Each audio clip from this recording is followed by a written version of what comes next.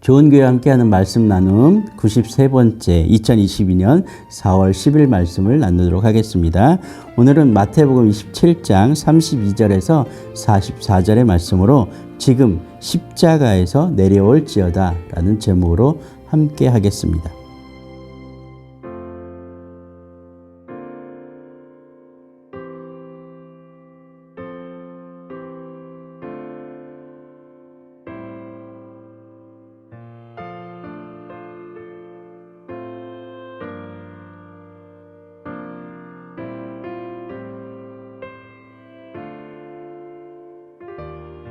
당신은 교회입니다. 당신은 좋은 교회입니다.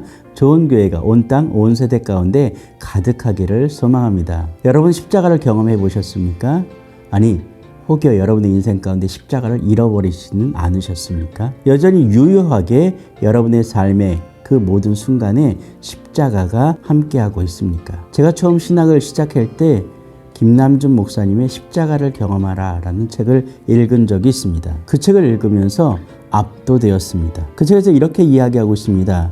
교회가 십자가를 잃어버리자 그리스도의 교회되게 하는 모든 것을 잃어버렸으며 교회는 도시 한복판에 우뚝 서 있으나 그리스도인들은 세상을 향해 외치며 자랑할 십자가를 잃어버렸다 라고 말하고 있었습니다. 그러면서 입술로 고백하는 것으로서 믿음과 실제적인 삶의 계리가 메워질 수는 없다. 성령의 증거는 단 한 번만 필요한 것이 아니라 우리 삶 속에서 반복되어야 한다. 십자가에 대한 감격을 잃어버리고 살아가는 대부분의 형식적인 그리스도인들의 삶은 결코 구원받은 자에 합당한 삶이 아니다 라고 저자는 우리에게 강변하고 있었습니다. 우리가 읽은 오늘 본문은 바로 그러한 이야기를 하고 있죠. 빌라도의 사형 언도와 함께 그 사형이 실제적으로 즉각적으로 집행되고 있습니다. 특별히 오늘 우리가 읽은 본문에서 이런 부분들이 등장합니다. 그들이 예수를 십자가에 못 박은 후에 그 옷을 제비 뽑아 나누고 거기 앉아 지키더라 라고 하면서 못 박히신 예수님의 모습을 바라보는 수많은 사람들의 시선을 우리에게 보여주고 있습니다. 첫 번째 사람은 처음 예수님과 함께 십자가를 골고다 언덕으로 지고 갔던 구레네 사람 시몬입니다. 두 번째는 그 십자가 현장에서 십자가에 달려 죽으신 예수 그리스도이십니다. 그리고 세 번째, 그 무리 가운데 섞여 있었던 예수님을 십자가에 못 박고 희롱하는 사람들입니다. 로마 군인들입니다. 분위기와 선동에 의해 모욕하고 있는 백성들입니다. 그리고 기득권을 지키려고 하는 대제사장들과 서기관들과 장로들입니다. 도대체 여러분은 어디에 있습니까? 억지로 십자가를 지고 가셨습니까? 아니, 지고 가고 있습니까? 예수님을 쫓아 십자가에 못 박히셨습니까? 아니면 멀리 떨어져서 로마 군인들처럼 서기관들처럼 장로들처럼 아니 지나가는 사람들처럼 십자가에 달리신 예수님을 모욕하고 조롱하고 있습니까? 과연 여러분에게 십자가는 무엇입니까? 우리는 때때로 육체적인 또는 환경적인 핸디캡을 가지고 십자가라고 말하는 경향이 있습니다. 그래서 이렇게 표현하죠.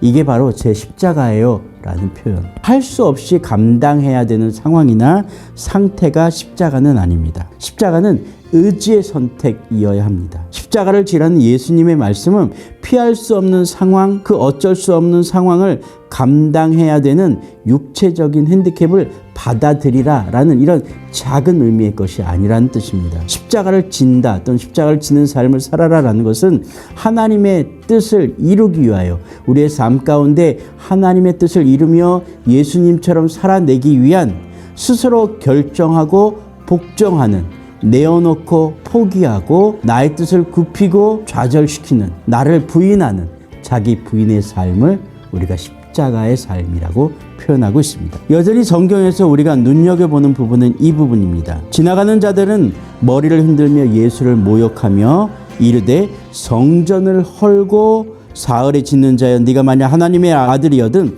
자기를 구원하고 십자가에서 내려오라 라고 이렇게 조롱합니다.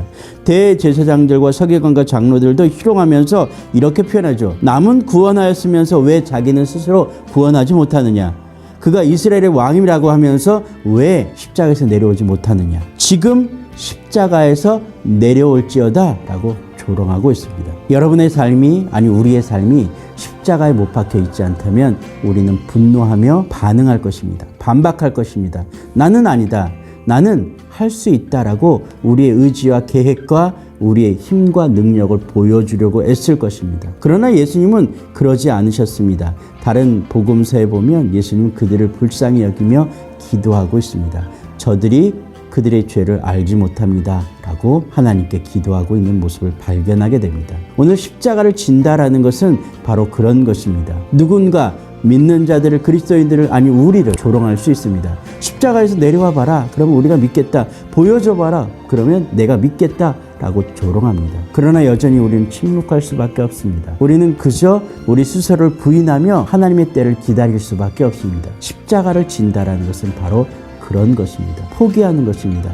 나의 생각을, 나의 뜻을, 나의 힘을 내려놓는 것입니다. 하나님의 때를 기다리는 것이며 주님의 명령을 기다리는 것입니다. 주님은 그 순간을 견디셨고 그 모습을 우리에게 보여주셨습니다. 그리스도인들의 삶의 모든 부분에서, 삶의 모든 영역에서 십자가의 흔적, 십자가의 증거를 그렇게 찾아낼 수 있어야 될 줄로 믿습니다. 단순하게 덜 먹고 덜 자고 덜 놀고 덜 마시고 이러한 자기 부인의 끊임없는 습관과 훈련, 그것을 넘어서는 오늘 내가 아닌 하나님의 방법을 찾으려고 하는 그 한 걸음 한 걸음이 오늘 십자가를 경험하는 그리스도인의 삶이 될 줄로 믿습니다. 그러나 세상은 여전히 이렇게 우리에게 요구할 것입니다. 지금 십자가에서 당장 내려와 봐라. 아니요, 우리는 지금 십자가를 지고 걸어가는 삶을 살아내야 될 줄로 믿습니다. 이 세대 좋은 교회 모든 동역자 여러분, 십자가를 지며 예수님처럼 침묵하며 하나님의 때를, 하나님의 방법을, 하나님의 일하심을 기대하며 구하는 그러한 하루하루가 되기를, 승리하는 날이 되기를 주님의 이름으로 축복합니다.